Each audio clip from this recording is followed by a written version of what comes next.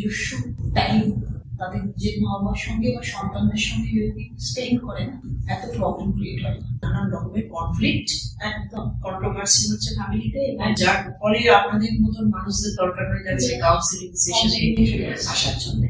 প্রবলেমের মূল কারণ হচ্ছে সময়। কেউ কাউকে সময় দেয় না। ছেলে যদি ঠিক থাকে, বৌমাও কিন্তু আলটিমেটলি ঠিকই থাকে।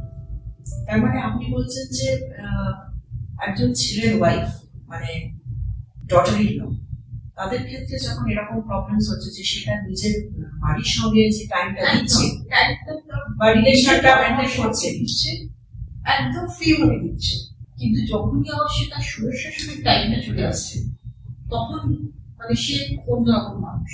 তো সেই যে সাইকোলজিটা হয়েছে, এর জন্য মূলত আপনি কাকে রেসপন্সিবল করছেন?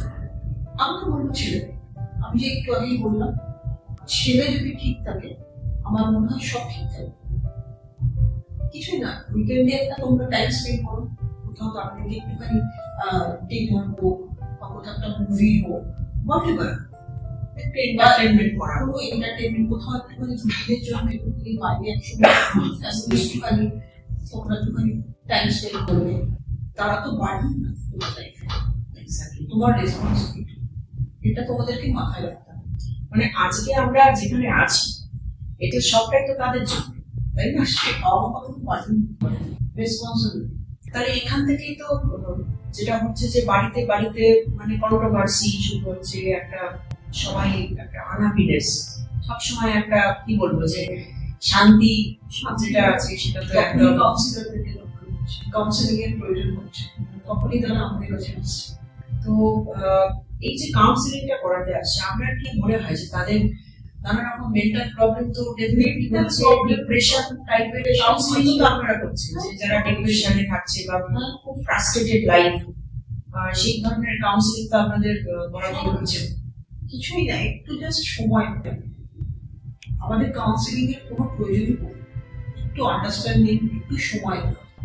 এটা যদি আমরা করতে পারি, কোনো কাউন্সিলিং এর দরকার পড়বে না, কোনো বাইরের কোনো, আমরা তো ফিজিক্যালি বাইরের লোক, অ্যাবসলিউটলি আমরা তো কেউ পরিবারের না, মানে তৃতীয় কোনো ব্যক্তির দরকার পড়বে। দুজনের মধ্যে আন্ডারস্ট্যান্ডিং ঠিক থাকে, তাহলে থার্ড পার্সনের জেনারেশন ইন্টারভেনশন লাগে না। জেনারেশন যদি দুটো জেনারেশন দুজনকে যদি সময় দেয়, তাহলে কোনো এগুলোর কোনো দরকারই নেই। একদম একদম। তাদের একটু অভাব অভিযোগ যা আছে দিনের শেষে আমরা শুনলাম, সেগুলো একটু মাথায় রাখলাম, সেগুলোকে মাথায় রেখে আমরা একটুখানি সামনের দিনগুলো এগোলাম, তাহলে আর কাউন্সিলিং এর কোনো প্রয়োজনই পড়বে না। আর এগুলোর জন্য একটা ধৈর্যের দরকার, এই টাইমটাই কথা ছিল। কারণ সবাই তো দৌড়চ্ছে, সকালে উঠে দৌড়চ্ছে, আবার রাত্রিরে আসছে। এই দৌড়ানোটার মধ্যে থেকে যখন সময় বের করবে, তখন সব ঠিকঠাক হবে। বাবা মারাও একত্রিত বোধ করবেন না, তাদেরও আর উল্লেখনের দরকার পড়বে না, তারপর কোনো কাউন্সিলিং এর দরকার পড়বে না। এক্স্যাক্টলি ঠিক। তো কৃষ্ণা ম্যাডাম, এবার আপনার থেকে জানবো, যেটা আমার শুনে খুব খারাপ লাগলো, আপনি যেটা বললেন যে আজকের দিনের যে বাচ্চারা, শিশুরা, তারা তো জন্মানোর পর থেকে তারা তো কিছুই জানে না, বোঝে না, টাকা পয়সা কিছুই বোঝে না, কিন্তু সেই শিশুগুলো যখন হাসে খেলে আমাদেরও কত ভালো লাগে, তাই না? কিন্তু সেই আপনি যে ইনসিডেন্টস গুলো বলছেন যে বাবা মা তাদের নিজেদের এনজয়মেন্টের জন্য বাচ্চাদের দূরে সরিয়ে রাখছে, এটা একটা কেস আপনি বললেন। আর একটা যেটা দেখা যাচ্ছে যে গ্র্যান্ড প্যারেন্টসরা বাড়িতে আছে, অথচ থাকা সত্ত্বেও বাচ্চাদের গ্র্যান্ড প্যারেন্টস এর কাছে রাখছেন। তো এই ব্যাপারে মানে আপনি যখন ফ্যামিলি ভিজিট করেন বা আপনার কাছে আসে, এখন তো চিলড্রেন কাউন্সিলিং আপনি তো করছেন, শুরু করেছেন বললেন, তো এই কাউন্সিলিং এ আপনি চিলড্রেন যারা তাদের প্যারেন্টসদের উদ্দেশ্যে আপনি কিভাবে কাউন্সিল করেন, মানে এগুলোকে কি অ্যাডভাইস দেন তাদের? বাচ্চাদের দুটো দিক দেখানো উচিত। তুমি যেমন তোমার বাড়ি, গাড়ি, মোবাইল, হোয়াটএভার, তুমি যেমন তোমার স্ট্যান্ডার্ডটা তুমি যেমন দেখাচ্ছ, ঠিক তেমনই আর একটা দিকও তাদের অন্ধকার দিক, যারা ফুটপাতে থাকছে, যাদের কেউ নেই, সেই ওই দিকটাও দেখানো উচিত। একটা বাচ্চা তখন কম্পেয়ার করতে শিখবে। একটা বাচ্চার বার্থডে পার্টি হচ্ছে, সেখানে 10 জন আসছে, সেখানে তখন তোমরা এন্টারটেনমেন্ট করছো, সব রকম আয়োজন করছো। সেই আয়োজন থেকে ফুটপাতের যদি কাউকে, যাদের কেউ নেই, তাদের জন্য যদি তুমি কিছু করো, একটা কেক কাটলে সেই কেকের একটু অংশ তাদেরকে দিলে, বা কিছুটা খাবারের কিছুটা অন্তত একদিনের জন্য হলো বা একটা বেলার জন্য যদি হয়, সেখান থেকে বাচ্চারা শেয়ারিং ব্যাপারটা শিখবে। নিজেরটা যেমন জানবে, সমাজের দুঃখ কষ্টটাও জানবে। এইটা আস্তে আস্তে একটা ফিলিংস যদি একটা বাচ্চার মধ্যে থাকে, তবে সে বড় হয়ে আর যাই কোনো সেলফিশ তো হবে না। এটা একটা খুব ভাইটাল পয়েন্ট আপনি বললেন যে বাচ্চারা তো সেলফ সেন্টার হয়ে এখন বড় হচ্ছে, শুধু নিজেরটা ছাড়া কিছু বোঝে না, সেলফিশ। তো এই যে জিনিসটা যখন অন্যের প্রতি ফিলিংসটা তার আসছে যে আমি খাচ্ছি আর একজন খেতে পাচ্ছে না, সেটা থেকে তার মধ্যে তো একটা শেয়ারিং ব্যাপার আসে। শেয়ারিং ব্যাপার আসবে। একটা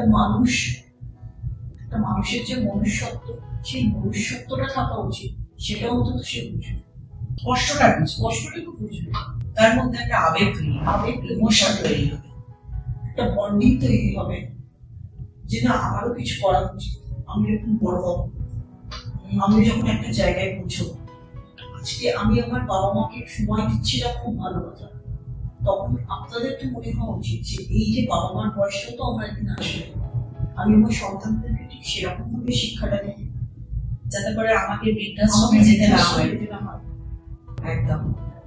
তো কাউন্সিলিং আমরা বাইরের লোকদের কেন করতে পারি? আমরা নিজেরা যদি ঠিক থাকি, কোনো প্রয়োজনই করবে। আসলে এটা আপনি ঠিকই বললেন যে এতে থেকেই তো দেখুন বাচ্চাদের এক্সপেকটেশনটা বাড়ছে। আজকে ধরুন আমার বাচ্চা বলছে যে তুমি আমাকে একটা পেন কিনে দাও, একটা পেন্সিল কিনে দাও। আমি কিনে দিচ্ছি তাকে 20 খানা পেন্সিল। এবার তাতে করে আমি তো তাকে পয়সন করে দিচ্ছি, তার এক্সপেকটেশনটাকে তো আমি বাড়িয়ে দিচ্ছি। এবং তাকে আমি দেখিয়ে দিচ্ছি যে দেখো আমার কত পয়সা, মানে আমি কতটা অ্যাফোর্ডেবল, যে তোমার জন্য তুমি চাইলে হয়তো একখানা, আমি তোমাকে দিয়ে দিলাম আরো এক্সট্রা কত। তো কিন্তু সেই দেওয়ার সময় যদি আমরা তাদের একটুখানি তাদেরকে শিক্ষাটা দিই যে আমি আর ক্ষমতা আছে, আমি তোমাকে একটা চাইছো 20টা এনে দিচ্ছি বা 30টা এনে দিচ্ছি বা 10টা এনে দিচ্ছি। এই যখন তুমি যেটা তুমি দেখাচ্ছ তোমার স্ট্যান্ডার্ডটা, তার সঙ্গে তুমি এটাও দেখাও তোমার শিক্ষাটা।